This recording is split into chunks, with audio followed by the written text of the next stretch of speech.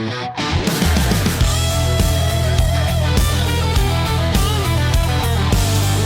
and Alex bring the fire, no doubt. Fun facts roaring, making headlines shout. Sports pro wrestling with a punch and a spin. Warrior fuel coursing through their skin. Headlines screaming hot off the press. Facts and figures they never second guess. Cutting through the noise, sharp as a knife. Trax news, it's more than just life. Trax coming at you full speed, no brakes. Horror in action, they're raising the stakes. Jumping just as yup, you don't wanna miss. Tony laughs hard, this is pure bliss. Trax ready, set, let's go.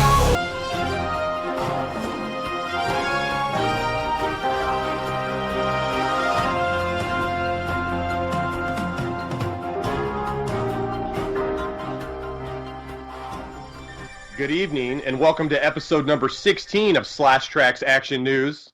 I'm Alex Vanover. And I'm Josh LaRue. Josh, welcome back to Trax News Studio. It's good to see you. Feels like it's been a little bit of time has passed. It's been at least like 16 days or something like that. It's been a while, so. I don't know if it's been 16 days, but every day we spend apart from each other feels like 2 days. So if it's actually been 8 days, it feels like 16 days. I've missed it. I'm ready to get back into it. All right, the Slashaholics have missed it too. We're starting to get DMs and messages asking us when the hell a new episode's coming out. We were bombarding them with too much content, and now, and we were getting messages that they couldn't keep up, and now we're getting messages that we're not putting out enough content. So we need to hit a happy medium with what we put out, Josh. But the first two things that I want to address tonight, okay? Let's see your hair. A little more. I need more. Oh my goodness, it's starting to get long and curly in the back, dude. Okay, so your hair's looking good. You haven't cut it yet. What are you drinking tonight? Just Pepsi. Let's see, please. Let me see. Okay, do you have ice in it at least? No, I don't do ice. I'm weird. Okay, the ice melts and then it's watery. I'm picky. Okay, do you drink... Are you one of those guys that, like, will you drink a warm can of soda? Oh, no. I get it ice cold and put it in this insulated cup, so... Okay. Stays cold. Why, growing up, I used to, I was introduced to the freezing a mug in the freezer and then pouring the soda directly into the mug. So, like, when you have your very first one of the day, it's just incredible. Oh, yeah, root beer's best that way. Oh, my God. Yeah. You might need to try that. Show Sister Evil and the Rodeo Clown what it's all about with the frozen mugs there at the Slasher Estate. And then, so I said I wanted to cover two things before we got in the episode. And here's another thing I want to cover. What's the update? Because we're being asked about this constantly in emails and questions in the comments. What is going on with the nuclear grizzlies on your side of the United States? Do we have an update? I sent out our nuclear grizzly bear / weatherman, what is his name, Tim Smithers or something, and I sent him out to nuclear grizzly country. He's gonna stay the weekend, and that's been like 3 weeks ago. So he's dead. Tim is dead. He's probably dead. So I don't have an update right now, but maybe if Tim does show up or part of him, we'll be able to let people know. How much? Okay, well, hold on. I didn't even know that you hired somebody with company money. You didn't run it by me. Number two, hopefully he hadn't worked for us long enough to be under the life insurance policy for the Trax Studios subsidiaries, because if you send him out on his very first assignment to nuclear grizzly country, he's definitely dead. Yeah. Josh, he's dead. He's dead. Tim Smithers. Yeah, he's dead. You don't want to say a few words for him because maybe his family's watching, because Tim's for sure dead. Yeah, I'll say a few words for him. Yeah. We have a new opening for a nuclear grizzly / weather specialist. So if you'd like to sign up, do so in the comment section below. Goodbye. Hey, And if you have if you have been a recipient of bad comment or mean comment of the week, we will put you to the top of the list for that position. So Especially if it's bad comments. yeah, if you've left us a mean or bad comment and you've actually won the award for the week, we will put your name to the top of the list for our Nuclear Grizzly correspondent, and we will send you on an all-expenses-paid trip to Nuclear Grizzly country. There you go. Yeah, big opportunity. You know what else is a big opportunity since we're talking about mean comments? Let's get into mean comments and nice comments of the week, Josh. Do we have a mean comment? We do. I had to dig deep, but I found one. Okay. Yeah. What do we got? Is it on? Mean comment of the week is actually on episode number 13 of the podcast. Okay. All right. Yeah. All right. Nice comment.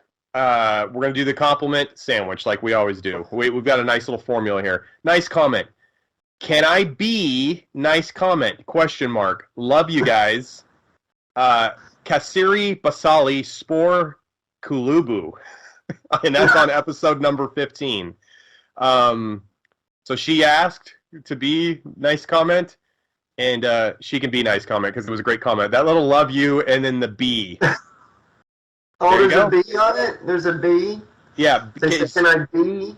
Yeah, she spelt it B-E-E. Can I be nice comment? Question mark. So, Kasiri Basai or Basili Spore Kalubu. And I'm sorry for... Coke bees, right? Is it the Coke bees? Is that what that was? I don't know. Yeah, maybe the Coke bee themselves are the new nice comment of the week. But regardless, thank you for the nice comment. We appreciate it. You asked, we delivered. Here's mean comment. Here's mean comment. And this person can also, while we're giving them their award, go ahead and fill out the application to head over to Grizzly Country, please. Why did YouTube recommend me a shitty podcast? Pass. Youssef Erin on episode number 13. Wow, Youssef, calm down. Calm down.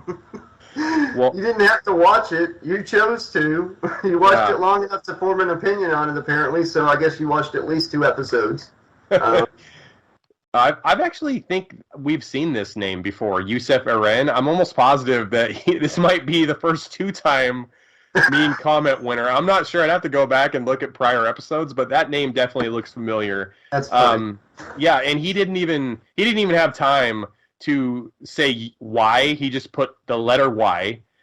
He did not say YouTube. He said YT, and he didn't have any punctuation or grammar placed correctly except for the question mark after shitty podcast. But he spelled shitty correct, so that's good. Any capital letters? No, he just really bad grammar and a lot of abbreviations. So he went out of his way to make sure the first letter wasn't capital, because the first letter in any sentence that you type is capital. Yeah, this wasn't. No, this is a lowercase y. Okay. Yeah. So, hey, Youssef, thanks for the click. Thanks for helping the algorithm. We appreciate any kind of comment. So, thanks for being a slashaholic, whether you want to be or not. And we're going to give you preferential treatment. You're going to Grizzly Country. So, there you go, bud. Let's end this segment, Josh. Let's do it. With mean comment. So here's another mean comment. We're going to finish the sandwich. I thought we were doing nice, mean, nice. You know what? I blew it. I went nice. I totally blew the segment. I went nice, mean. We're having the meat on the outside of the bread sandwich here. I'm sorry, Josh. I blew it. Here's another mean comment. So we're not cleansing our palate. We're just tasting shit twice. Here we go. Oh, wait. I blew it again. Here's a... This is a nice comment. Okay. Okay. Here's a nice comment. Forget everything I just said. Use the damn /Trax30 code. Get 30% off. Nice comment. Impressive wit. Funny commentary. Fire emoji. And this is from Emery LOL. And this is on /Trax number 27. The Halloween number 5 Revenge of Michael Myers episode. Oh. So. Yeah, impressive wit, funny commentary, fire emoji. Why Alex thought that was a mean comment? He just doesn't like compliments or something? I don't know. I'll show you funny wit. Dude, I totally blew that, but whatever. It's fine. That's great. Fuck. Thank you, LOL. I forgot what you said the first name was, but that was great. Send me to nuclear grizzly country for my I'll fuck up. I'll go with you. I have bad timing on commercials. Hey, we could have a found footage film for Trax. That could be our first movie we film where we go to nuclear grizzly country and try to document it. Kind of like the Grizzly Man, that documentary where the guy who was like living in the Alaskan wilderness with grizzly bears. Oh, you ever see that? Yeah, he died, man. He did die. He got eaten. He got eaten. His girlfriend got eaten out there too. There's an audio out there somewhere, and yeah. Mm-hmm. No, it's not good. There was this grizzly bear named the Grinch that was like following him around. He actually interacted with it quite a bit, and those bears were just starving. So I don't care how good you are with grizzly bears. They'll kill your ass, especially if you're making an unsolicited documentary about them and you're not even supposed to be out there. They'll kill you. He knew, too, that it was the wrong time of year to go there. He was an expert, you know. And, yeah, that's sad. It's crazy. Some people have heard the audio. Anything you hear now on the internet's not the real audio. It's fake. Yeah. But the real audio was on the net for a little while right after it happened. That's a fun fact. I was just watching. So they should take this off the internet, by the way. So the pro wrestler Daphne, she worked in WCW for a little bit. She was like David Flair's like girlfriend, but she was kind of like a crazy character. And she was like a gothic kind of girl.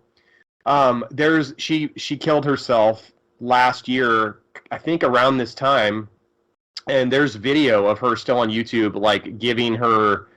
Like basically reading her suicide note on Instagram Live before she actually was found when she killed herself. And YouTube needs to take that down.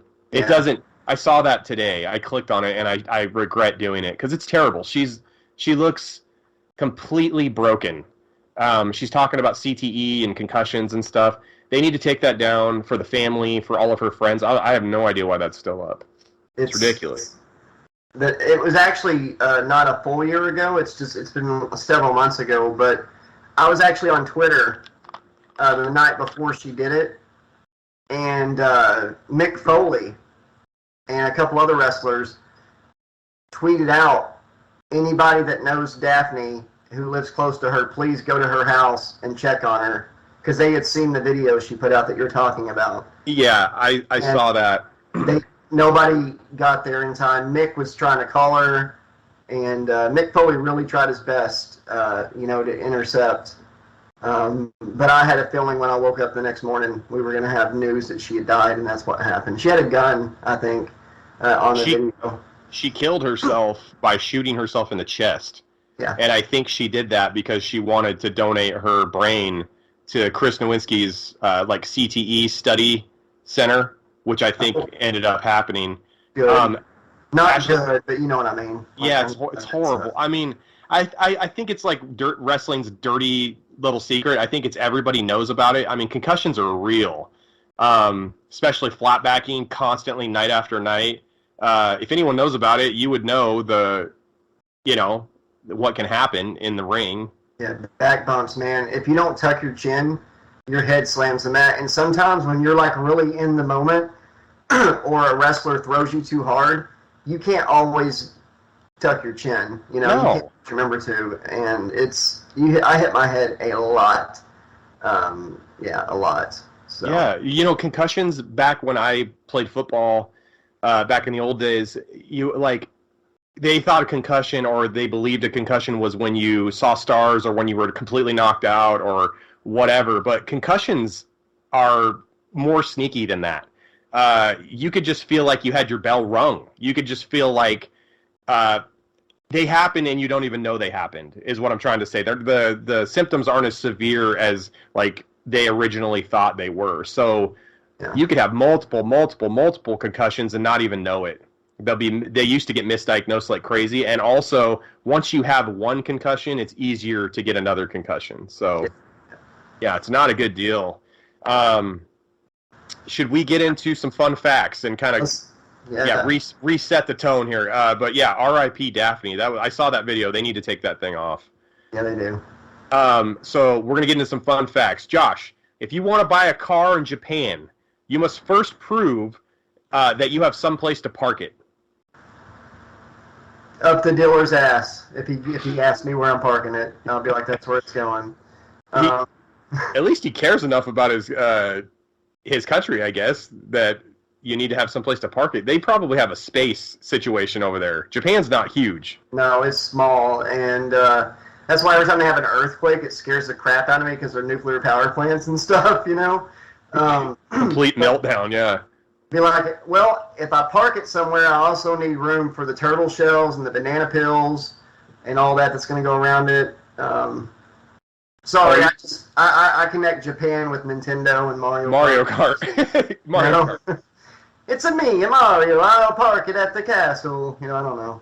They should have that rule in America because there are so many people, especially in Eugene where I live, that just park shit heaps all over the place. And I swear to you, that I thought that they were filming new seasons of Breaking Bad in my own town because I see so many frickin' RVs that people are just like, well, Marion Street looks like a good place to live. I don't rent here. I don't own any property here. I'm parking my RV, and Heisenberg and myself, we're just going to make the blue. There's like 2 RVs to every street in Eugene now. They all look the same. They're all 1983, 84 model, and they all look like shit. So many videos that I watch, like Karen's getting what they deserve and stuff like that. Me and Beth watch them for fun. Mm-hmm. There's so many videos about people bitching because their neighbors are parking on the street, you know, in their spot and stuff. And yeah right. If everybody had a place to park their car and that was a rule, there wouldn't be so much clutter. Like I do deliveries sometimes, and when I'm going down like little roads in town, sometimes I can't hardly get to the street because there's so many cars parked on either side. And I live in a fairly small town.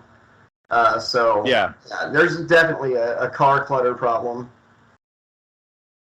I think it's like the economy and inflation and just everything that's been happening in the last 3 or 4 years has gotten so bad that, I mean, I think people have taken it to the streets, man. Eugene, I've never seen a bigger homeless situation. People aren't, and the homeless people aren't as efficient as they used to be when I was a kid. They just set up tents on sidewalks now. Oh yeah. Yeah, I'm serious, man. They'll just there's a perfectly good piece of grass that they could set the tent up, but instead they'll just set it right up on the sidewalk. They're like, no, I'm good. I'm just setting it right in the middle of this sidewalk.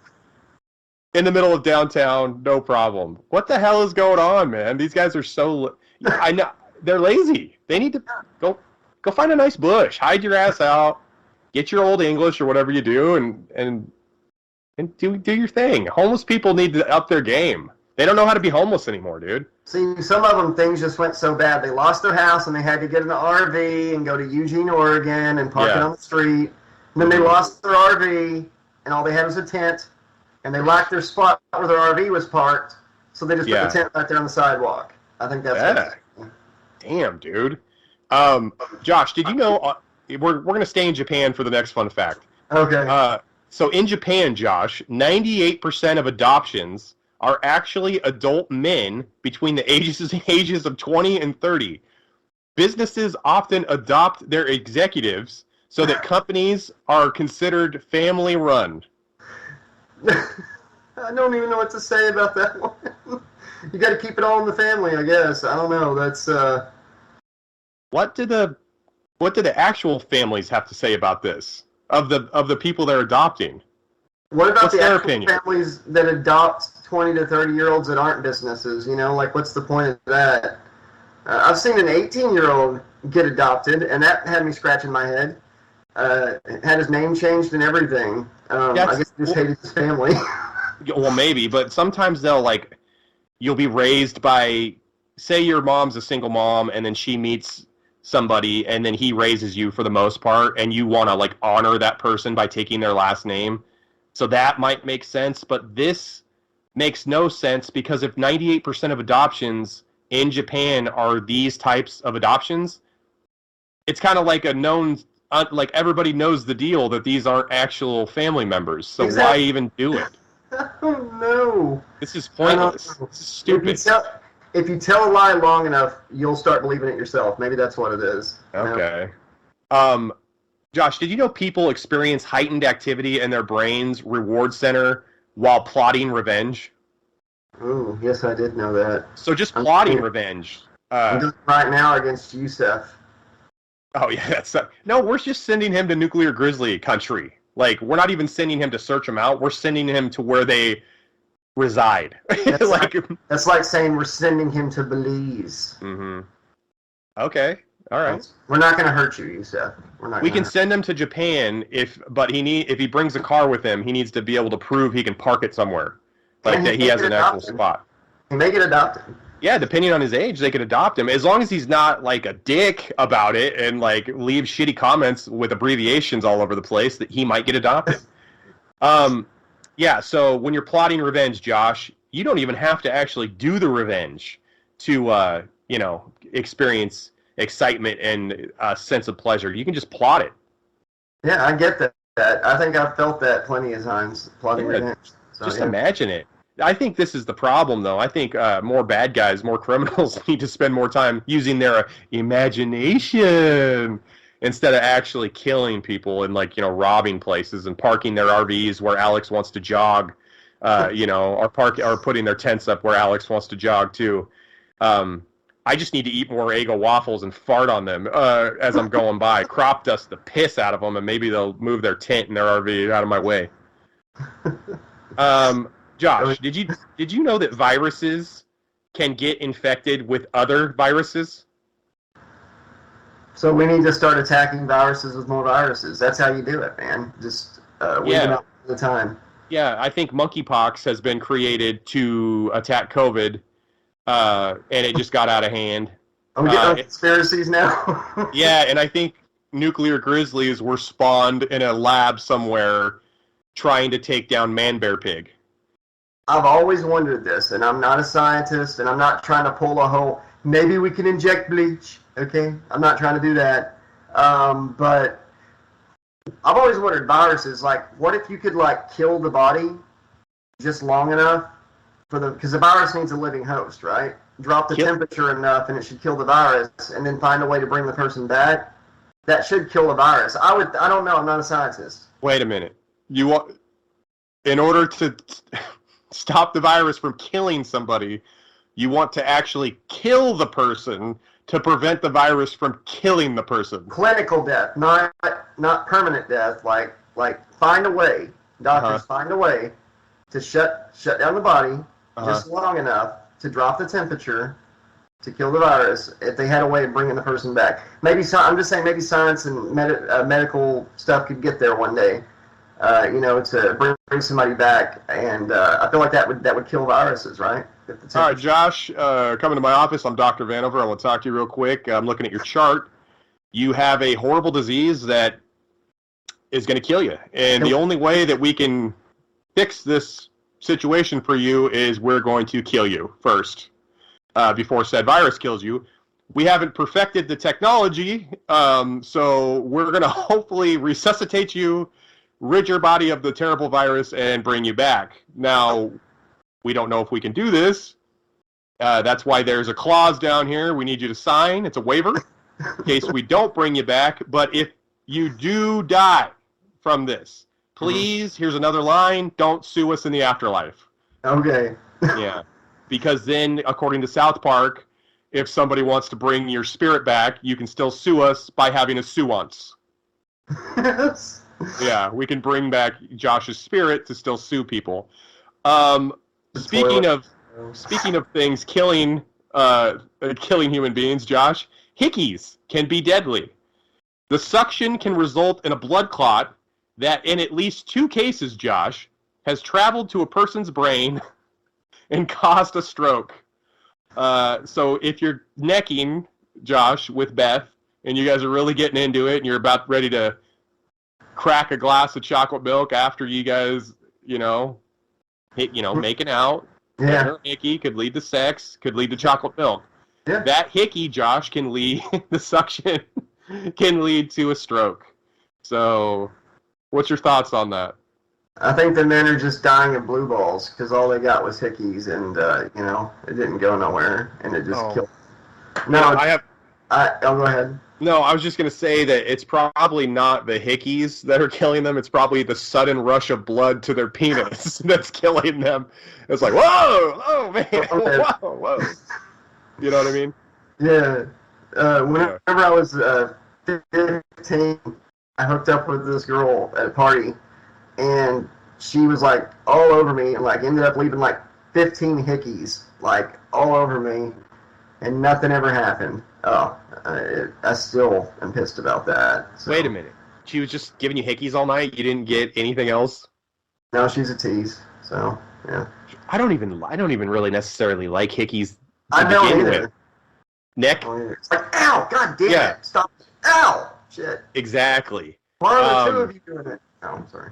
So growing up, speaking of a situation like that, and I'm not even going to censor myself. I'm just going to say it. So growing up when I was in high school, I hadn't even kissed a girl before I got my first hand job. I was watching a movie with a girl, and she had a blanket, and just all of a sudden her hand was under the blanket, and then boom, bada boom. Like it was almost like I was in a car wreck. I was like thrown clean from the wreckage. I had no control over it. Like it was just like, here we go. Okay, well this is happening. So yeah, that happened before I ever got my first kiss. She kissed me like 2 weeks later. That was his science teacher, by the way. Yeah, Mrs. Littmer from Bangor Elementary. No, your other science teacher, Mr. Smith. Josh. Let's get into the last fun fact of the episode, or maybe you have something else to say about me sleeping with a male science teacher. What do you got? It was a joke. It was a joke. He left hickeys all over me, that son of a bitch. He was trying to show science, you know how it works. He's like, this is how suction works, Alex. You taking notes?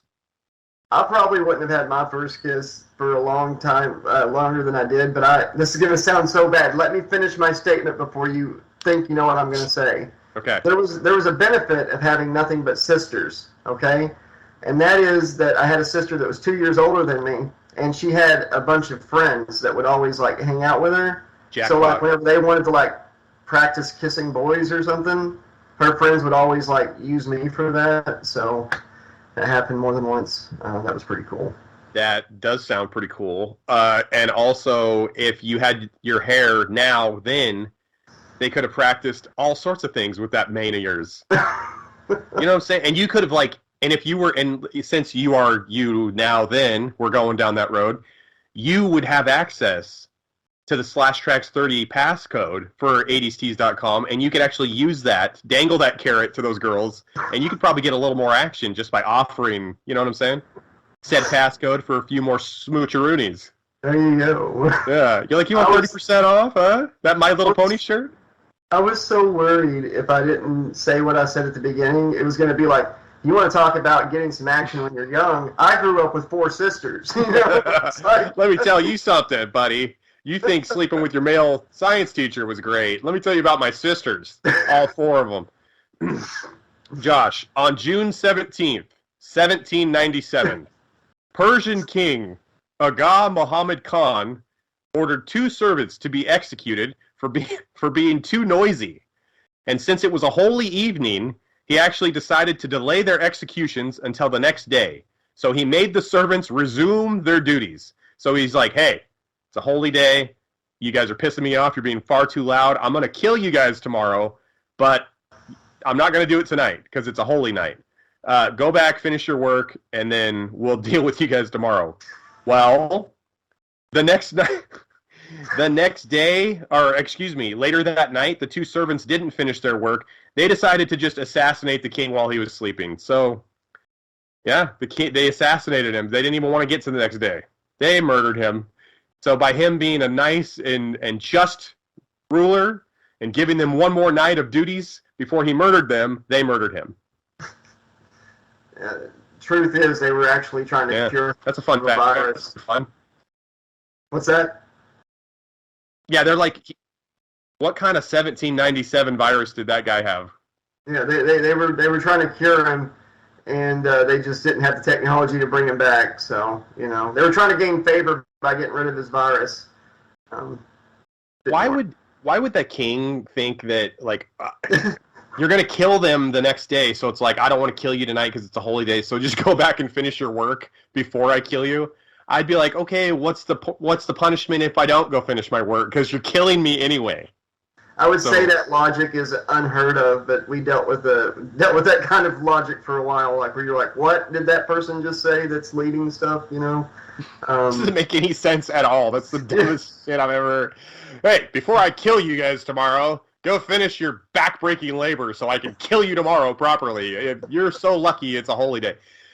Josh, let's get into /track sports. Let's do it. All right. So last week, Josh, Oakland Athletics outfielder Sky Bolt threw up in the 7th inning mid-game last week. So last week, Sky Bolt comes into the game as a pinch hitter, hit a double, and they decided to keep him in the game. So he goes out to the outfield, and he's standing in the outfield, and on camera, he just starts puking in the outfield. I don't know. Lightning started puking. Sky Bolt not only is a badass for staying in the game and after he puked, but he's also got the greatest baseball name ever. Yeah. Sky Bolt. This guy's a badass, dude. It sounds like lightning to me, like Sky Bolt. Like he's fast as lightning or something. That I wonder if he was like hungover or sick, I think he's a rookie, so I think he might have just had like so many butterflies and just excitement from getting a base hit and like being in the game, maybe. I don't know. When I played sports, I used to get anxiety before every at bat when I played baseball. I mean, I would literally be so anxious that sometimes I would shake, like, because you want to do well, the anticipation of like playing, I guess. I don't know. So I can see throwing up. There were guys that couldn't play anything unless they went to the bathroom to like took a shit before the game, because you get that like pre-game like butterflies in your tummy, so you got to go take a dump, son. Like, it is what it is, right? And this is the part of the show where everybody checks out. Oh no, I'll bring them back in. Wrestling, I used to get that way before wrestling matches, but it's like I'd be circling, getting ready for the lockout, and as soon as I would be nervous as shit, ready to throw up, but as soon as I locked up, it was all it just worked. But one night I had to wrestle a guy, and I didn't know that he had problems with like using the bathroom, so he wore adult diapers. Okay. And I go to pick him up for a body slam, and I almost drop him on his head because I let go. I was about knocked back by the smell. I'll put it that way. Wait a minute. So he crapped his pants during the match? He crapped his pants during the match. I picked him up. I'm like, ugh. What kind of gear was he wearing? Was he wearing white gear? Was it easy to see? No, he had on dark pants. That would have been fun, though. But yeah, that was he pulled a CM Punk. When he had the staph infection and he shiz. You know what would be crazy is if your match, the stipulation, like first to shit their pants and the match loses, so you actually won pretty quick. I would say that's a possibility for a storyline in the future on WWE, but Vince McMahon is gone, so I don't think that's going to happen. Josh, picture this. It's a clean underwear on a pool match. Whoever shits their pants first and gets up the pole on a ladder and puts the new briefs on wins the match. What do you think? Or he's talking to a new member of the Legion of Doom, the Roadrunners. He's like, he's gonna shit. He's gonna shit. Instead of puke. The Road Warriors? Is that what you're talking about? Instead of puke, remember? You called them the Road Runners, though. The Road Warriors. God, I fucked up the compliment sandwich. You're calling the Road Warriors the Road Runners. Beep beep beep beep. No, dude. Yeah, I remember when Draws on Beyond the Mat, Vince was trying to make him puke, but instead his name is Shit. Hey, it's Hawk, Animal, and the new third member, Shit. Oh, what a shit! Oh, what a crap! Do the Vince voice saying whenever he's trying to get into He's gonna shit! Pritchard! Jim Ross! Get over here. Give him a bucket. He's got a shit. Macho Man, what are you doing here? Macho, are you watching this? Oh, yeah. I think he's about ready to take a big old shit. Yeah. Oh, yeah. This is going to be a great gimmick. Yeah, I see it in lights. Yeah. Oh, yeah. Shit rises to the top. Thinking. This guy's going to have quite the push. Yeah. Oh, yeah. He better push hard. Moving on to the next story. We have not been smoking marijuana, I promise. Moving on to the second sports story of the night.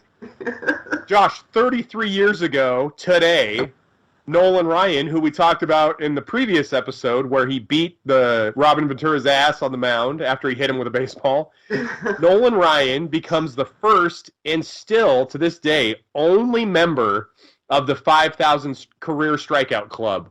Oh, wow. So, 33 years ago today, Nolan Ryan struck out his 5,000th batter.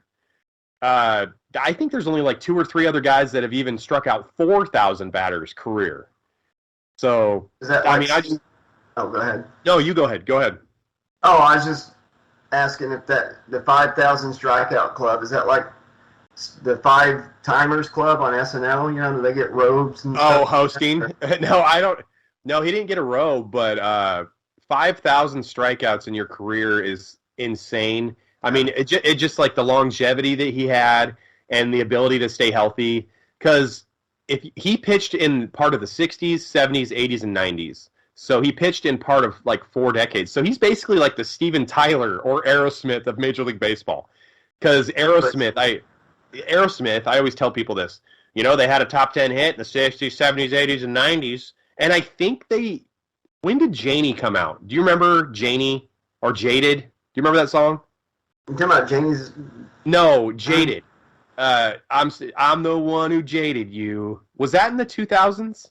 Well, I'm going to check with our expert real quick, okay? Okay, Google. No, I think that Aerosmith had like a top 10 hit in 4 or 5 decades. I think they're the only rock band that's ever done that. So I always drop that little nugget on people. I'm pretty sure Jaded was early 2000s. If it was 5 decades for Aerosmith. Aerosmith. Let's see here. We're going to find out. All right, my expert's looking right now. Let's see, what year did that come out? I don't know. Go Woggle is not being cooperative here. All right. Well, if any of this... 2001. You were right. There you go. There you go. So, yeah, Aerosmith, 5 decades with a top 10 song. They look like the damn Beatles in the 60s if you look at their cover and stuff for their album. Well, Aerosmith, if you go back in time, like you just said... What's that? I meant the Rolling Stones look like the Beatles if you look at their original thing. My bad. Well, I'm talking about Aerosmith. So if you go back in time and you read reviews or like little write-ups about Aerosmith, they weren't thought of as anything like a big deal or important. It's amazing that they've had such career longevity as they've had. And Steven Tyler has actually made the full transformation. I mean, he went from a badass rock star to now, if you see photos of him, he looks like a grandmother. Yeah, he wears scarves and you know, chinos and whatever. He looks great. He looks like your grandma. Steven Tyler's doing great. Got those big lips and long hair and yeah, he wears blouses and stuff. He looks great. Josh, on this date, this is the last sports story of the episode. On this date in 1982, 40 years ago, so with 2 outs and 2 strikes in the 12th inning, so they're in extra innings. A normal baseball game has 9 innings, so it's a tie game. Glenn Brummer stole home and gave the Cardinals a walk-off 5-4 win over the Giants at Busch Stadium. So he stole home to win the game in extra innings. This is incredible. This like never happens. So to steal home, you have to be fast as shit, and they have to almost not be expecting it at all because the pitcher is throwing the ball to the catcher 150 times a game. So it's like the quickest point for the ball to get to wherever the runner's trying to get to. Yeah. This guy stole home, and not only did they win the game, But this was only he only had 4 career stolen bases ever in his entire career, and one of them was stealing home. So this guy was not a stolen base guy. He looked like me when I was overweight. This guy just looked like a plumber. This looked like Mario trying to steal home, and he stole home and won the game. It was incredible. He's probably like, oh my God, this game's never going to end. Shit. I got to end this, man. Yeah. I got to go. We got to get to the Red Lion Hotel bar later on. I'm trying to have some beer, maybe a freaking pizza sandwich or something, because this guy looked like just a plain, like, out-of-shape baseball player that you can picture from the 70s. Like, baseball players in the 70s, they looked like your uncle. They did not look like athletes. Like wrestlers back in the 50s and 60s. Yeah. Weightlifters, they were just... They were the complete opposite, man. Anybody could be a baseball player back in the old days. Like, and I remember... Babe Ruth. Look at Babe Ruth. I mean, yeah, one of the greatest baseball players ever was severely overweight and ate hot dogs and drank beer like crazy. There was hope back in the old days. There's no hope now. You're not hitting 100-mile-per-hour fastball from these guys. All they do, like sports, there's specificity or whatever. What's the word? Where if you're a baseball player, all you do is play baseball. You don't play other sports growing up anymore. So like growing up, it was like baseball, basketball, football. You play all 3 seasons. Now you just specialize in one area. So the baseball players specifically have gotten ridiculously good and really fit. I don't know that Babe Ruth could even play nowadays. I don't even know how good he'd be now. He might suck. See, I'm not trying to do a segue, but it might work as one. The same thing happened with wrestling whenever the indies got shut down. Yeah. Because before that, you could travel and make a living without having to be a freaking steroid case, And I really wish I'd been alive for the indie days. The territory days. The indies are still around, but it sucks, Like before, stuff. Like there was more than one big time wrestling company. When it was regional back in the 70s. Travel around the whole country all year and make a living, and you didn't have to be the Ultimate Warrior or look like you're on steroids or whatever. Mm-hmm. So that would have been a lot of fun, and sounds like that's kind of what happened with baseball over time. So that was just my thought on it. It reminded me of that. So it's kind of similar, but since we're getting into wrestling, let's just get into wrestling. So Josh, this is the first wrestling story of the night. It's been reported that the terms wrestling and wrestler are no longer banned by WWE from being said on TV. So Triple H has changed the rule of like every WWE person had to be called a superstar. Now and wrestler was a bad word to Vince McMahon. Yeah. He didn't want anyone to be called a wrestler. He didn't want it to be called what they were doing as wrestling. He wanted it to be performing, superstars, whatever. So Triple H is kind of bringing it back, like you said, to the regional mentality of like, no, they're wrestlers and they're wrestling. I think this is great. I wonder if they'll bring back chair shots and stuff like that. Probably not. Or the lifted arm. We haven't seen that in a while. They might do. I could see them doing that for psychology for the matches. Oh man, those build-ups in the 80s and 90s when that arm goes up twice, and I've only seen it happen once. The arm go down for a third time, and that was Hogan versus Piper in WCW in '96. And Hogan was done. He lost. Yeah. And everybody says Hogan doesn't job anybody, but he didn't the belt was supposed to be on the line, and then all of a sudden it wasn't, but you didn't find out till after the match. That was weird. That was like Lex Luger beating Yokozuna by countout at SummerSlam '93 and celebrating like he won the belt. It was like, this makes no sense. WCW used to do weird crap like that all the time. They didn't have guidance. They didn't have proper. It was a clusterfuck backstage. But I'm glad that. I think that gives psychology for sure. It makes it tense. I mean, if Hogan was getting the arm lifted in WWF, you knew hulking up was about to come. But I mean, a lot of matches. That's what he'd do. He'd be like, they need to power out. Every time. But yeah, I think that would be cool to bring back. There's some other things too I can't think right now that Vince has gotten rid of over time that I would like to see come back. I think they need to quit merging their shows' belts. I don't. I hate that. Roman Reigns has both belts, and he's defended it like twice in the last year or something. Like Yeah. I think we've talked about that previously. It makes no sense. Yeah, I like the idea that both shows have a women's belt, both shows have a tag team champion, both shows have a main champion, both shows have, one has IC, one has United States. I think both shows should have female tag team champions too, instead of just one. They did, didn't they? I thought it was just one. Well, they might. You know what? I'm not familiar enough with the women's tag team. I don't even think they have tag team champions for Raw right now because of Sasha and Naomi walking out. I think they were like holding a tournament, or I don't even know if they've held it yet. I just think that they should, if they're going to have two separate shows and call them different brands, they need to have their own belts. I would love to see the big gold belt come back. Triple H loves that belt. They used to do that. They used to have the big gold belt. Like Jericho was the first person to ever be the Universal Champion. Like he had the unified. He had the big gold belt and he had the Winged Eagle belt. He had both. Yeah, he had the round one. Yeah. Yeah, he had both. And then he dropped the title to Triple H at WrestleMania 18. And then and then Hogan ended up beating Triple H, and then Taker took it. The biker Taker, Rollin' Taker took it from Hogan. They turned the two belts back then into the unified heavyweight champion, and that became the WWE championship again. And then they split it up again, and then I don't know. It's just like quit putting it on one person.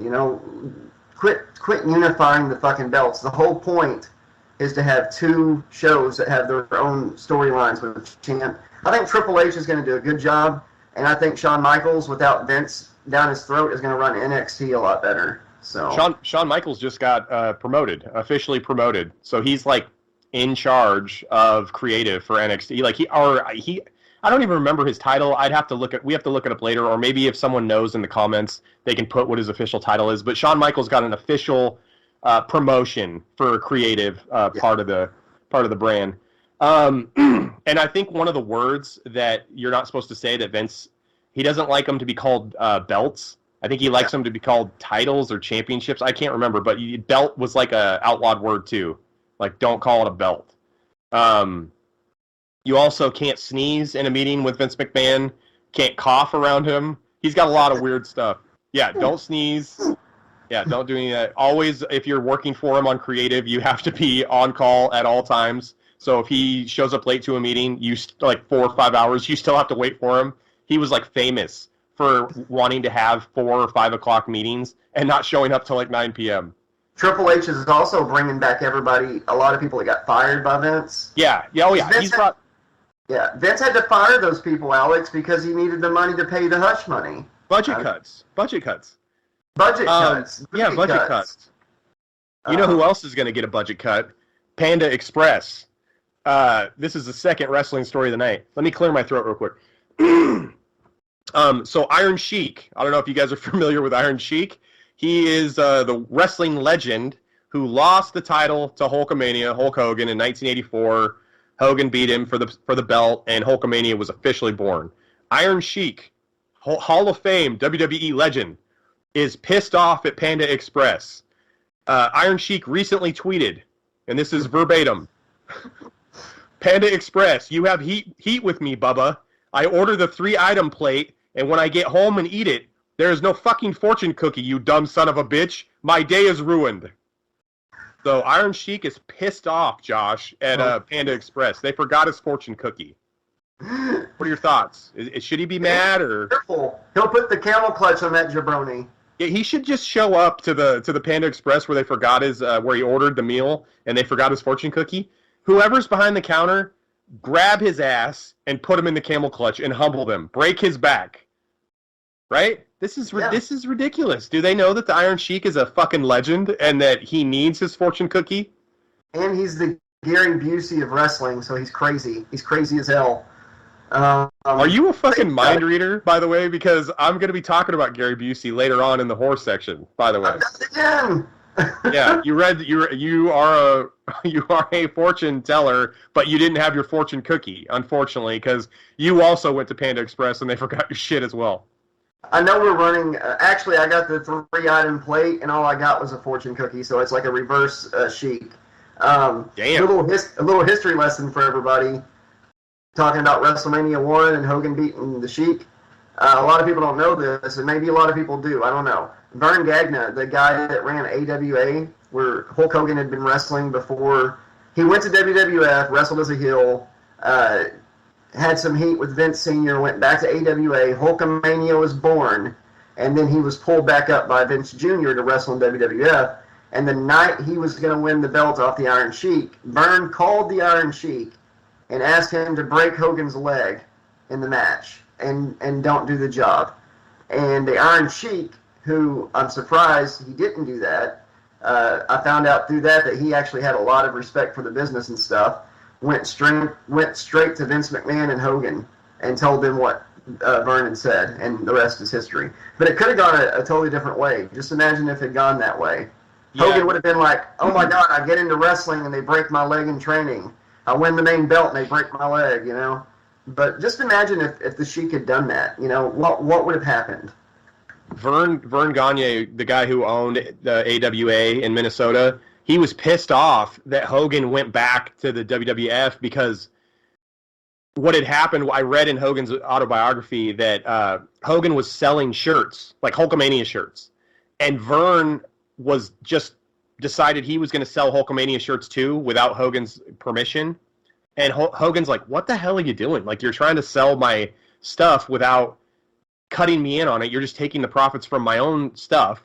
And then Vern was also dangling the AWA championship over Hogan's head, like over and over and over again, but never actually giving it to him. Never pulled the trigger. Yeah, so he was doing a lot of weird shit. Like Hogan was, Nick Bockwinkel at the time was the champion in AWA, and Hogan was supposed to go over Nick Bockwinkel and be the champion because Hulkamania actually started to bubble and be born in Minnesota. A lot of people don't know that. And so Vern was just being stupid, didn't realize what he had exactly, and Vince Jr. was like, I see what's happening over there, and I'm going to take this and just amp it up to a whole nother level, and then the rest was history. And the Sheik, by the way, not breaking Hogan's leg and letting Hogan go over for the belt in 1984 at Madison Square Garden was the greatest thing he ever did, because the Sheik's body ended up breaking down quite a bit in the later 80s and the early 90s. He could barely walk to the ring, but Vince constantly still gave him work, gave him jobs. He became Colonel Mustafa later on when Sergeant Slaughter became a heel at WrestleMania 7. And, that was a good financial decision for the Sheik. So he didn't get the $100,000 up front, but I guarantee he made the money on the back end. Because he's in the Hall of Fame now. He went into the WWE Hall of Fame. He can put that at conventions, cons, whatever. Oh yeah, Vern was going to pay him $100K, right? It was $100,000 to break Hogan's leg. It's so much more. Yeah, Sheik ended up making millions by not doing that because he ended up getting work for years and years and years and years. Even when he, huh? No, go ahead. He probably didn't even deserve the work, to be honest with you, later on, because he could barely walk to the ring.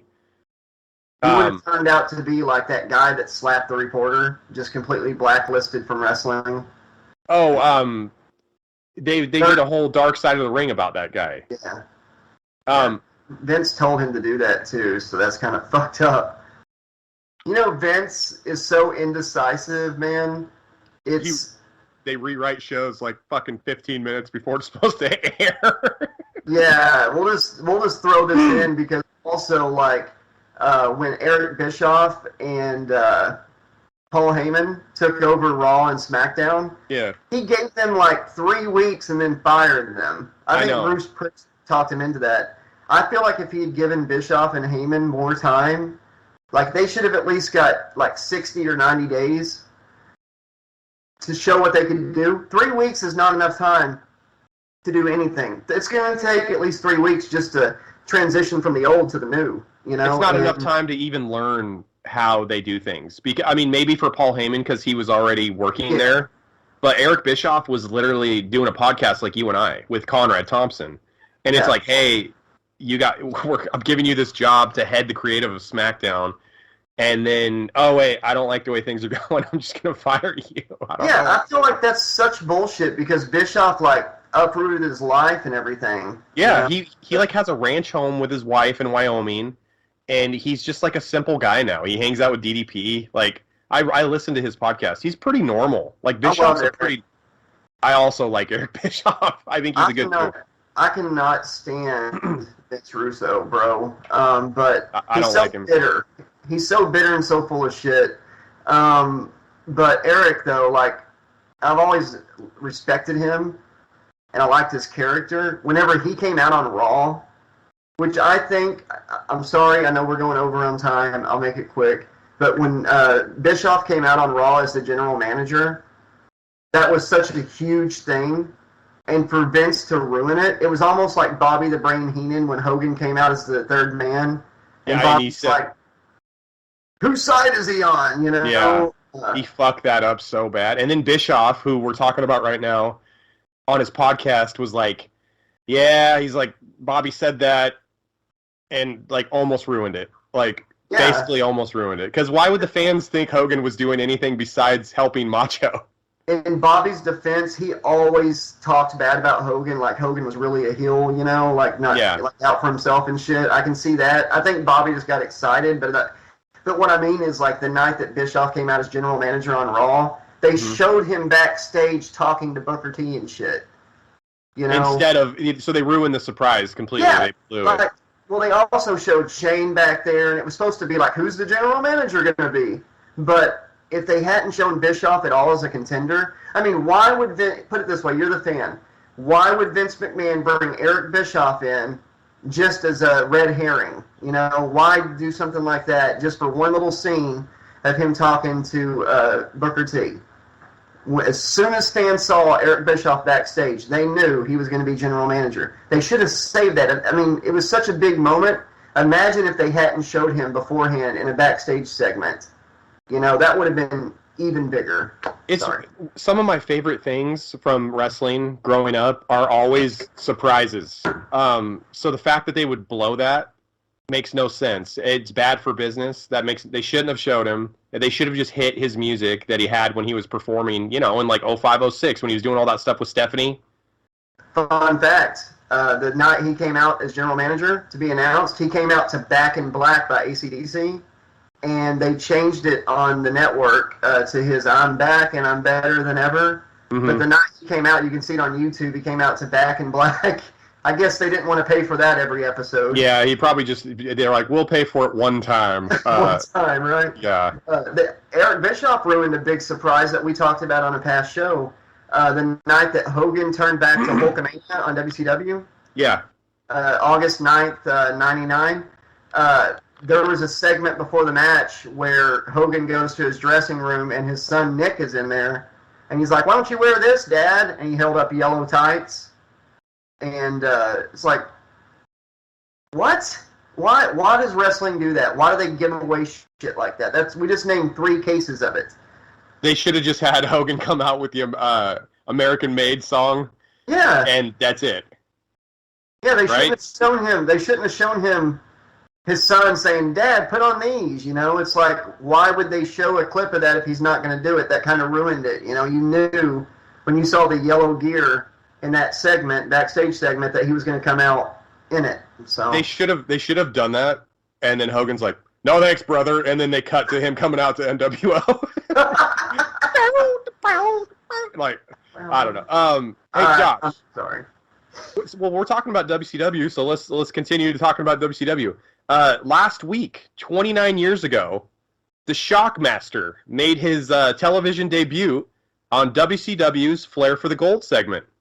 If I can get a clip in, I'm going to do it. If not, I'll put a link in the description of the video. If you've never seen what he's talking about, look up the Shockmaster, watch it. All right, go ahead, brother. Fred Ottman, who played Tugboat and Typhoon in WWF, signed a deal to go over to WCW and be the Shockmaster. Shockmaster was a gimmick created by Dusty Rhodes. He was going to be a monster heel, just a complete badass. I mean, Fred Ottman is huge. So if you haven't seen him, he is like 6'5", 6'6", 450 pounds. He doesn't look sloppy either. He's just huge. He's still with us. Yeah, Fred Ottman's still around. He's at conventions and stuff.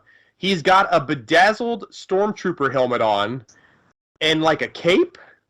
He's got like a cape, like a whatever, and a bedazzled stormtrooper helmet. And his part of the segment is when they announce him to come out on a Flair for the Gold to, like, I think he's going to face British Bulldog and Sting, like in a tag team match. He's going to be the special bad guy team member, and he can't. So he's going to be a good guy because Sting's the one that says our special partner is going to be shocking. Okay, so he's the Shockmaster. So Fred Ottman's trying to, like, he's going to make his appearance on the Flair for the Gold, and he can't see through the Stormtrooper helmet. So and they put a running board on the wall at the bottom. Yeah, so he can't see. There's a running board. He trips, falls through the door, like explodes through the door, falling face first, ass over tea kettle. And this is his debut, so he's fucked. He Titus O'Neill'd himself. Yeah, the helmet comes off. He's trying to adjust it and put it on his head. It absolutely ruined. So the gimmick was ruined before he even had a match. Sid Vicious and them were laughing when it happened. I think Booker T or British Bulldog's like, he fucking fell. Yeah, it's terrible. It's terrible. So it's last week was the anniversary. 29 years ago, he didn't even get to do his gimmick. He fell on the stage. It was kind of like when Titus O'Neil was entering it wasn't even a Royal Rumble. It was a Royal Rumble in like Saudi Arabia. They like announce him and he's running down to the ring and he falls and slides under the ring. So yeah, it was like one of those deals. Did you see what they did with that? Later they filmed a scene where he like slides under there. Turns out he was just checking on Hornswoggle before he got in the ring. No, I never was. Yeah, No. They filmed a thing where it's on the network somewhere. And whenever they show the footage of him sliding under there, it cuts to him like underneath the ring. Hornswoggle's there, and he's like, "How you doing, buddy? You good?" He's like, "Yeah, go get him." He's like, "All right." Oh, so they tried to do something comical. That's good. I need to look that up. Last wrestling story of the night. Okay. So Ric Flair, still kind of in WCW land here. Ric Flair doesn't think that the Ultimate Warrior should be included in the WWE Hall of Fame. So he recently announced this on his podcast. I don't know why he felt the need to. Someone must have asked him about the Ultimate Warrior. So he says he held up the company. He sued WWE. Ric Flair feels that to be inducted just solely for political reasons isn't the way to go. So he kind of feels like the Ultimate Warrior was inducted just so they could bring him back and like whatever, I don't know, like make money for the company for the merchandising and stuff. He said that they should be like to be inducted into the Hall of Fame. It needs to be based on skill, ability, and what you've done for the business. I kind of agree with him on some of the things he said, but I think Rick doesn't quite understand how over the Ultimate Warrior was in the 80s and early 90s. He was almost as big as Hulk Hogan. He beat Hulk Hogan clean at WrestleMania 6 for the WWF Championship at WrestleMania. He was also the Intercontinental Champion, so he never even lost the Intercontinental belt. He sold just as much, if not more, merchandise at the time than Hulk Hogan. Ultimate Warrior was completely over. The only thing that stopped the Ultimate Warrior from having an even more legendary career was the Ultimate Warrior. He couldn't stop himself from doing stupid shit. Like by trying to demand more money from Vince before pay-per-views, like the day of pay-per-views, he's like demanding like $200,000 or he won't go to the ring. In the Match Made in Heaven, Match Made in Hell match, it was like SummerSlam, like 91. Yeah. So it was like him and Hogan versus Iron Sheik, General Adnan and Sergeant Slaughter. Like Ultimate Warrior, if you guys don't know about it, demanded like $250,000 or he wouldn't go to the ring that night. He came out, but whenever he ran to the back of the chair, yeah, he just did weird shit. He grew up without a father in his life. I mean, if you've watched his biography on A&E, he had a lot of deep-seated issues. He didn't feel like he was worthy enough, which I think, I'm not a psychologist, but I think his building up his body to be as big as it was, I think was a way of him like trying to show to himself and to everyone else that he was worthy of like attention and recognition. I don't know. I think it was his way of like trying to be a man, I guess, because he had no one to show him how to be a man. I don't know. I think people do weird things. He had issues that he needed to work out. The biggest issue I had with him was some of the homophobic things he would say. Yeah. Yeah, But yeah. as far as wrestling goes, for the longest time I held a grudge as a kid just because he beat Hogan. But I think people like Ric Flair and Bret Hart and stuff, the reason they hate him so much is because he did like 1/10 of the work they did and was more over than they were, and probably sold more merchandise and got bigger pushes because of his size. More pay. Ric Flair, huh? And more pay. Oh yeah. And Ric Flair actually, man, he stole the WCW big gold belt, or was it the NWA belt? I think it was. It was the big gold belt, and he brought it. Yeah, he brought it because they hadn't paid him back. Back in the day when you were champion, you had to pay a $25,000 bond to hold the belt and take it with you if you were booked as champion. And they didn't have the money to give him his $25,000 back, but they contractually they were going to do it. So yeah, Undertaker held up Vince, but Rick held up the belt as hot as ransom from WCW. So it's like he's talking out both sides of his mouth. He's being a bit of a hypocrite there. And you don't attack somebody that's dead, okay? You don't attack somebody that's dead. Ultimate Warrior, unless they're Hitler. Ultimate Warrior was completely over with the audience, and he did get. I mean, his move set. He had like 5 or 6 moves, and part of those moves were running to the ring and shaking the ropes. Yeah. I've said it before though. What the hell is he supposed to do? His character is supposed to be a killer, animal, warrior, stallion, stud. He goes to the ring, he takes care of his business, and he leaves.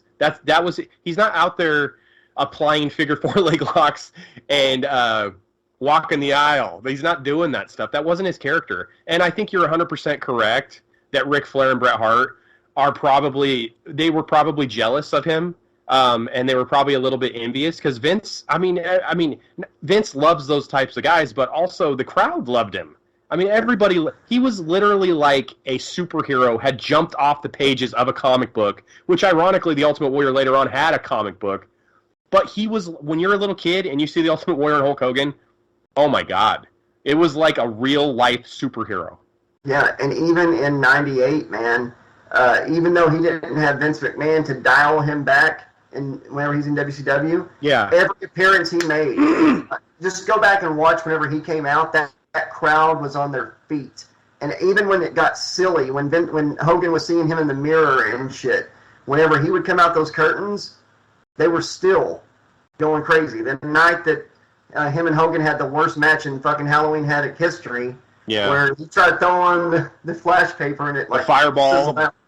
Hogan burnt his own eyebrows off. And Ultimate Warrior starts to sell it. He's like, "Oh wait, it didn't hit me," and he like punches Hogan.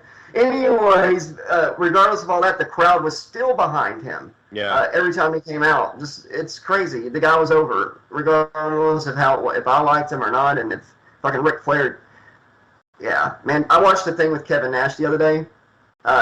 They asked him about Ric Flair's final match. And he said he had been in the area doing something for the show or something, like talking or whatever, but he's still not over, and he'll never get over, Scott dying. Mm-hmm. Scott dying, being in the floor at his house for so many days. And he said he did not want to see another friend die, especially in the ring right in front of him, and when he couldn't do nothing. So that's why he opted to go home and not stay for the show. Yeah, Rick, so the last thing, I agree with Kevin Nash right there, because it's like, do you want to see the train wreck? Like, you want to actually see him die in the ring? And the last thing I'm going to say about Ric Flair, the plane ride from hell, okay, he was like cornering stewardess, airline attendants, like with his pants off, like swinging swinging his penis in the air and stuff. Like, Ric Flair's got skeletons in the closet. So if you want to bring up other people's bullshit, be prepared to have it thrown back in your face. Ric Flair has got a long history of doing bullshit and crazy stuff, and that's a felony, by the way, brother. So if you want to bring up and forced it on, that's what the women said. That's disgusting. Well, he's lucky he's not in prison then. So yeah. So if Ric Flair wants to bring up other people's demons, he better be prepared to have his own demons brought up. Let's move into the horror section of the episode. Horror section, let's do it. Spooky Horror news. section. All right. This week, 19 years ago, Josh, Freddy vs. Jason was released in theaters. 19 years Awesome. ago. Wow. Damn. Maybe Master Evil can get us to watch that for an episode or something in celebration of 19 years. That's crazy. That's the first movie. That's the first movie I ever saw in the theater 3 times. Wow. It was great. I mean, the movie is good. You can see that they had like multiple ideas all kind of Frankenstein together. Mm-hmm. I kind of wish they'd went with something deeper, like that book, Slash of the Titans. You've got that book, right? I don't have that book, but I want that book. Read it? Okay, you've read it? I haven't read it. Okay, I'm going to send it to you. I don't have it. I haven't read it. It is great. I'm going to send that to you. It has a bunch of script synopsises and stuff and interviews with people that were going to make their version.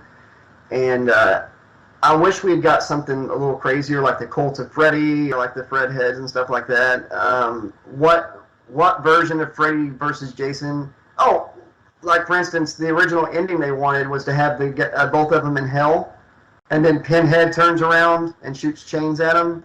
But they couldn't get the rights. They couldn't get an agreement with the other studio. But I feel like they could have done more than just Freddy versus Jason with all these teenagers thrown in the middle. I think they could have added more depth to the story and a bigger reason why they're coming together. What do you think? I think that what they could have... I always envisioned Tommy Jarvis being involved somehow. And I would have been interested to see Alice come back from... Nightmare on Elm Street 4 and 5, because she never died. Even Jason would have been cool. You could have had any of the characters, and still, I mean, you'd be paying service to the fans by bringing back these previous characters. You could add on to the mythology and to the storylines of the previous movies, and the whole cinematic universe of Freddy and Jason. There's so many different things you could have did. I know that they wanted to have Ash in it for the sequel. And if you want to see Freddy versus Jason versus Ash, you're not going to see it, but you can read about it. The comic books are great, right? Those are pretty good. The Freddy versus Jason versus Ash comic books are good. And you know what? If you want to read them digitally, let me know in the comments section, and I will email them to you. And also, the next book I'm going to narrate here on the channel, Alex, is a fan book. It's not Freddy versus Jason versus Ash. It's a fan book called Freddy versus Ash. It's sold on Amazon. It's a pretty thick book, and the author wants me to make an audiobook of it, so I'm going to narrate it starting pretty soon. I've never read it. Yeah, but it sounds pretty cool. Yeah. So yeah, just want to drop that little tidbit on everybody there. So as far as like what I wish they had done, I just wish they had included previous characters from the films. I mean, they just kind of dropped Laurie on our ass. All of a sudden, she's the main character. It's like, okay, like I guess you're just kind of forcing something like, hey, here's Laurie. She lived in 1428 Elm. Her mom was killed, I guess, and Jason Ritter knows that the dad killed her, but he didn't actually kill her. It was Freddy, so here you go. It like makes no sense. It's like kind of forced down our throats. Whatever, but it's super entertaining. I watched it 3 times in the theater. I own it. I own a copy of it. If it's on TV at any point, I'll watch it. They did a pretty good job at mashing both universes together. My biggest issue with it is that Kane Hodder wasn't Jason. That's what I was going to say. That's the one thing that fixed it. Yeah. So that's helped it. Yeah, that's my biggest problem. I think Kane Hodder, just what he means to the franchise, the passion he has for the character, the effort that he puts into performing the character. I mean, he was the guy to do it. If you wanted to make him bigger, you could have heightened him by giving him, shoes, elevated his, what is it called? Lifts? They could have given him lifts. Yeah. They gave Robert Englund lifts. I mean, they could have did anything. They could have filmed it. There's ways to film it. Tom Cruise is not as tall as he looks in his movies. Yeah. He's on neither is Stallone. Ramps and shit, so. Yeah. No, it's they could have. They just didn't want Kane Hodder. It's whatever. Yeah. Like, just be, and Ronnie, be a man about it. If you're the one who chose to not have Kane Hodder in it, don't say it was the studio. I've heard multiple stories that it was Ronnie who decided that he wanted Kane Hodder because of Kane's kind eyes. Ken Kersinger, yeah. Yeah, or excuse me, Ken Kersinger. I don't even want to remember his name, so I'm not even going to speak it. We don't like. Yeah, fuck you, Ken Kersinger. Hey Josh, here's a quick note about the next story. The next Saw movie is set for Halloween 2023, and it's going to be the 10th film in the franchise. You excited for that one, or? Yeah, I think it could be fun as long as they don't try to continue the original one, and it's kind of like a reboot, a restart. I like the Spiral because it wasn't a Saw movie. It's like Jigsaw has created like a cult of other people that want, to do the same thing he did. And I want to see that spread out across the world. I would like to see a Saw movie that takes place in like Japan or somewhere like that because of the influence of John, the original Jigsaw killer. That would be fucking cool to see it like it's spread worldwide. Like his legacy, they're taking up the mantle, and it's just like inspired by Saw. Yeah. Okay, and I think, you know what? I think they should have did that 4 sequels ago. Because they tried to shoehorn characters in. Like, my biggest problem with, like, Saw 7 or Saw 6 was it's like, this side character that you saw in the previous sequel who had, like, no relevance to the film, he was secretly working for John in Saw 2. Like, when they went with the detective, the guy who was in Picket Fences, the TV show. I liked Hoffman. I liked him. I thought he was more badass than John because he did that trap, Alex. Where he has the glass box in the room. Yeah. And he gets the guy to push him into it, which was the plan to begin with. And he sits there and watches the guy die as he's in the glass box. It was just badass. I liked Hoffman. But he was shoehorned. They forced it. They had some good kills and they had some good traps. But it's like they wrote themselves into a corner by John having like stage 4 cancer. So they're like, okay, this movie's super popular. What are we going to do? That's what that was. I feel like that's what that was. They slit his throat, They could have let it play out slower. Walter White had stage 4 cancer.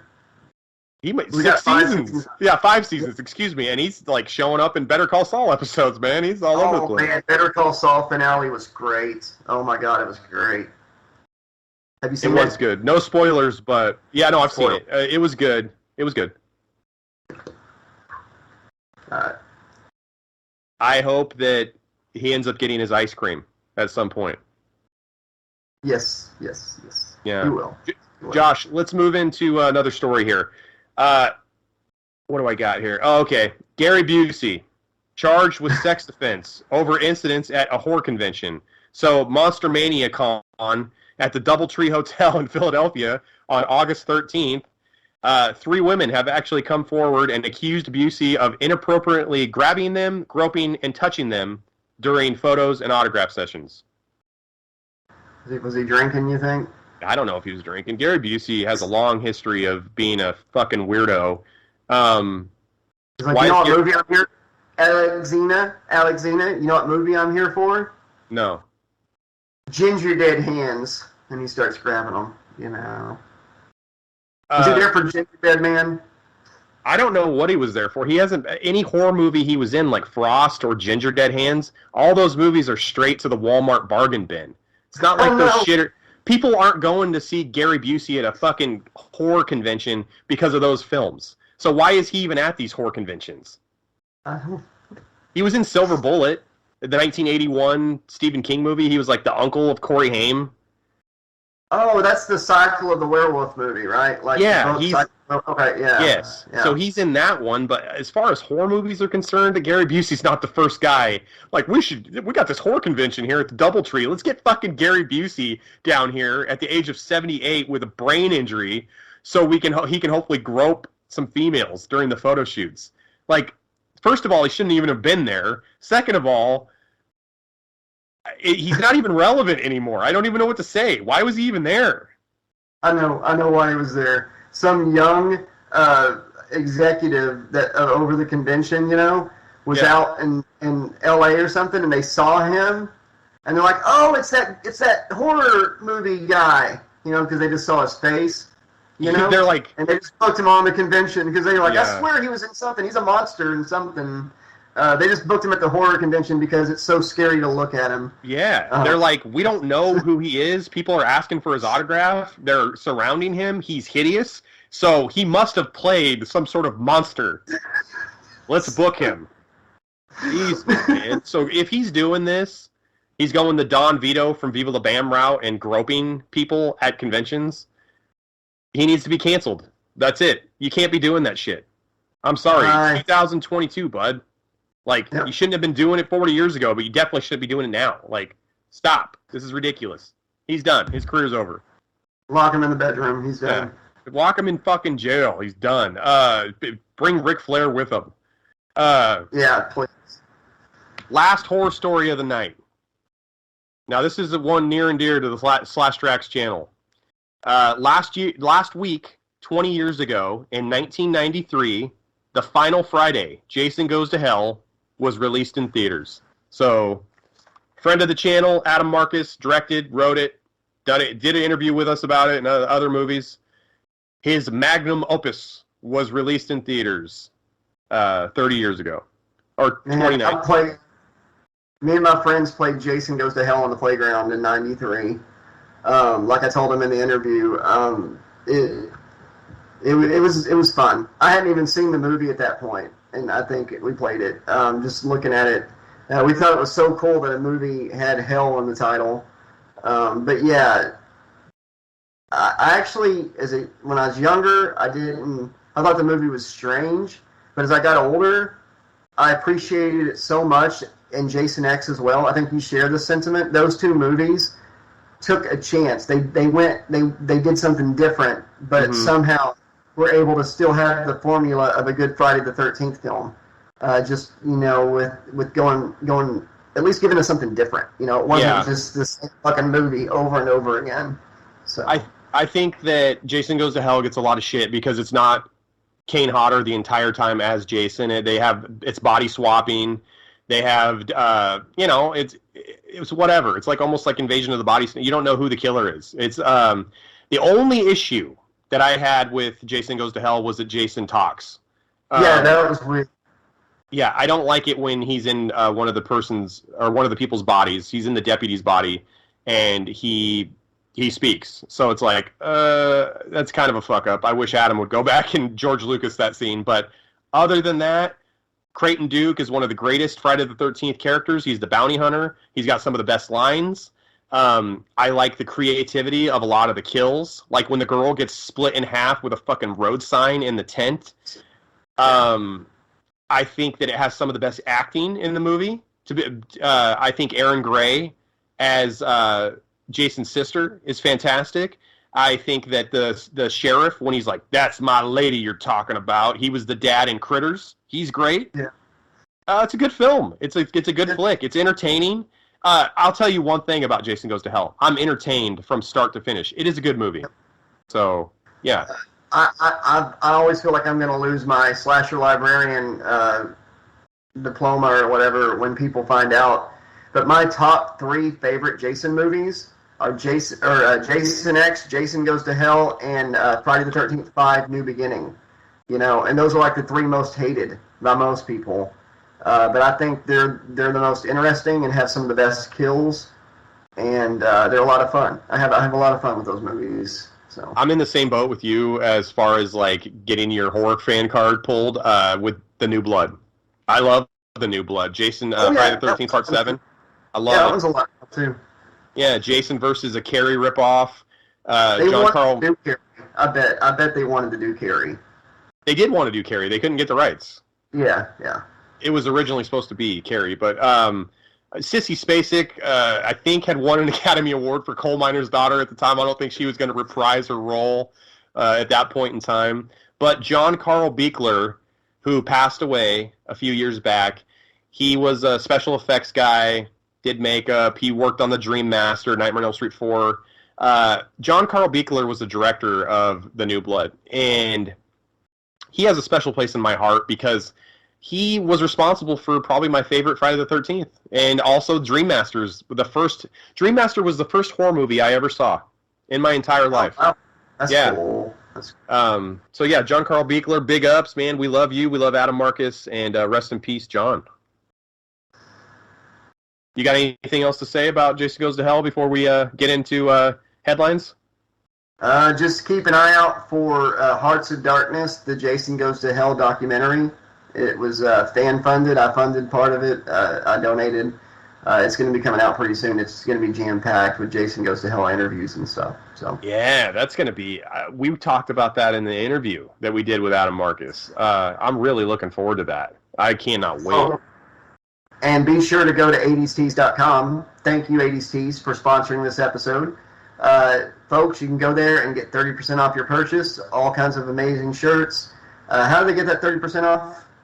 Use the code /Trax30 at checkout, Josh. Yep, there you go. And that'll get it for you. All right, headlines. First headlines of the night. 31 years ago, last week, Doug, Rugrats, and Ren and Stimpy all premiered on Nickelodeon, Josh. And a childhood was boosted. Yeah, I love those shows when I was a kid, man. They were so much fun. So much fun. Nicktoons. Nicktoons was appointment viewing for me. I remember I would have in-depth conversations about what had happened on Doug and Ren and Stimpy with my friends. Ren and Stimpy for sure. The nerve-ending fairy. Oh my god. the what was it? The yak fairy would show up and get your shaving scum. Like you shaved whatever he'd come and collect it and leave you presents. And then I also remember Ren being in the bathtub when Stimpy's farting and he thinks the bar of soap is an ice cream bar. And he's like, not the ice cream bar. Oh. Or what rolls downstairs, comes in pairs, rolls over your neighbor's dog. What fits on your back and is good for a snack. Log, log, log. There you go. It's log, it's log, it's big, it's heavy, it's wood. It's log, it's better than bad, it's good. There you go. You're going to want a log. Ren and Stimpy, dude, Ren and Stimpy, I don't think if it premiered now would be able to be on air. Dude, they put it out like 10 years ago or something. They brought it back, and they came out as gay, and it was like an adult version of the show, and it got blasted by people. They should have just went. They should have just went the Bert and Ernie route. Just heavily implied gayness for the show. Adam West is Batman and Robin. You know. Yeah, like the ambiguously gay duo. Like you know it, but they're not. They'll never admit it. Did you ever watch the final ambiguously gay duo where it went live action? No, who played them? Patrick Warburton, I think, played one of them, or John Hamm did. You're going to have to go watch it. It's on YouTube. It's hilarious. A lot of celebrities in it. All right, Josh, moving on from Nicktoons and our amazing childhood because of it, let's get into the second headline of the night. Okay, let's do it. All right, a Capitol rioter, convicted burglar Brian Bettencourt, claimed he was elsewhere on January 6th during the insurrection handing out Bibles. So he says he wasn't there.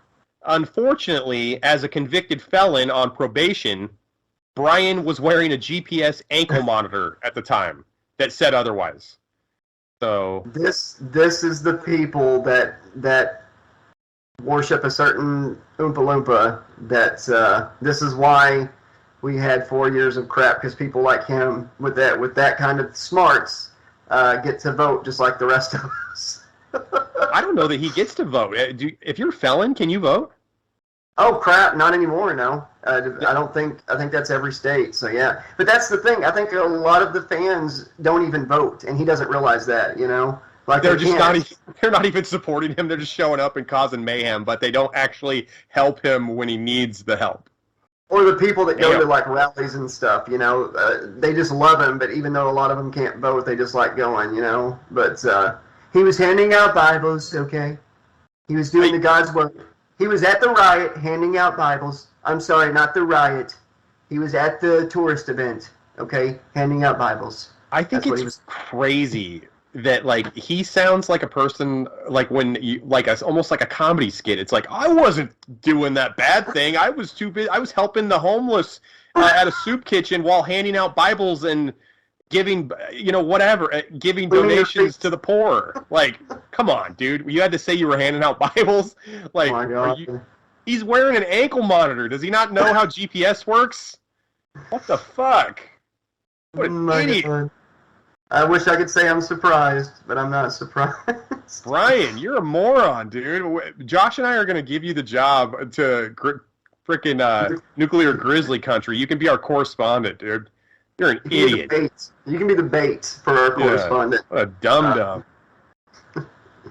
Josh, did you know August 20th, 1989, my favorite show growing up, Saved by the Bell, debuted on NBC. Ooh, good Miss Bliss.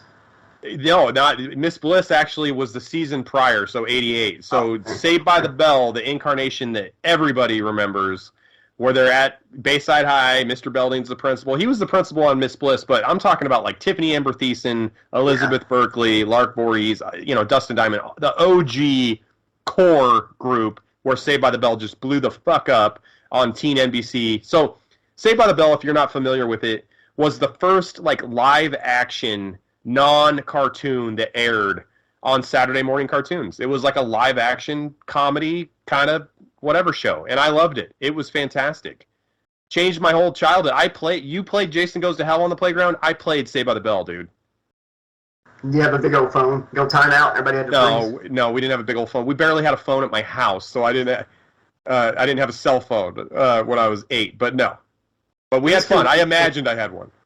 It was confusing watching it after, like when it was reruns, because you would see it would like go through the whole series and then start over again wherever they were at. Even when the new episodes were coming out, the old episodes they would play from the beginning and then start over. Bliss. So the season 1 is in like Indiana or something. Yeah, it's not even in California.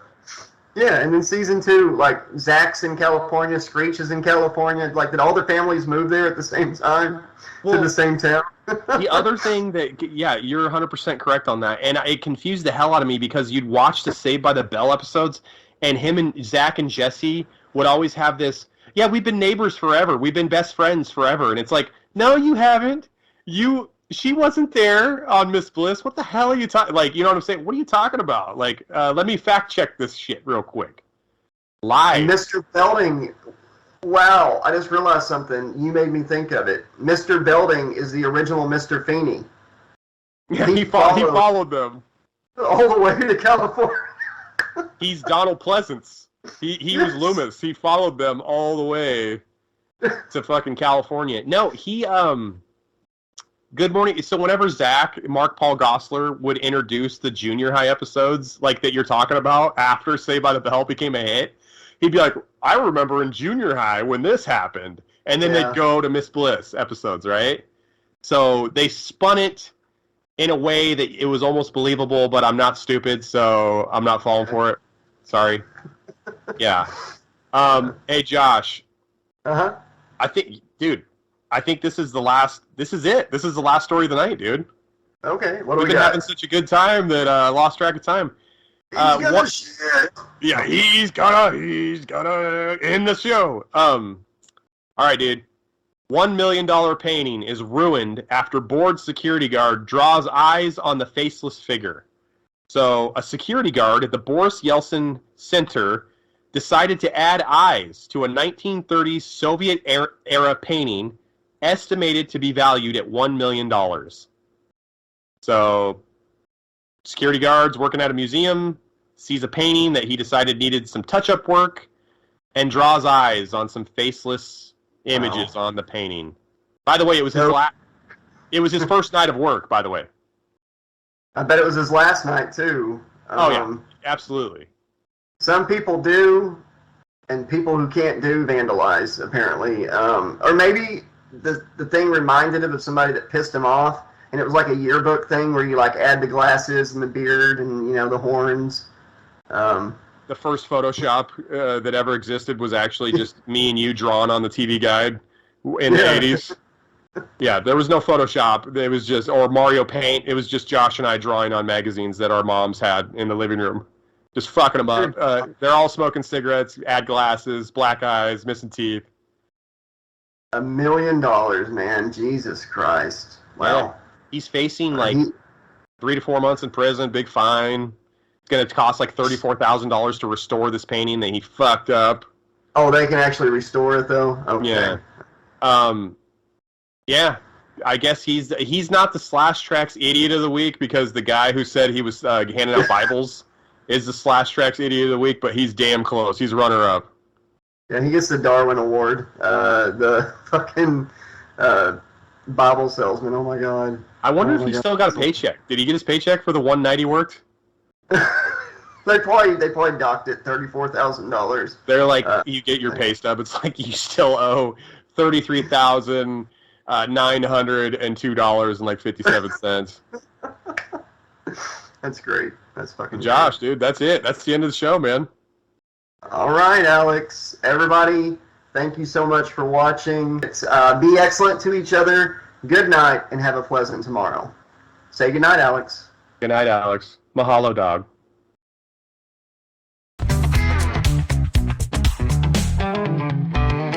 Josh and Alex got the groove. Fun facts making the headlines move. Sports and horror keep it tight. Warrior fuel for the fight. Pro wrestling on the screen. Spin the facts like a dream. Headlines rocking day and night. Trax team out of sight. Jumpin' Jeff says, yep, alright. Tony laughs with pure delight. Trax action, news and gear. Every story crystal clear.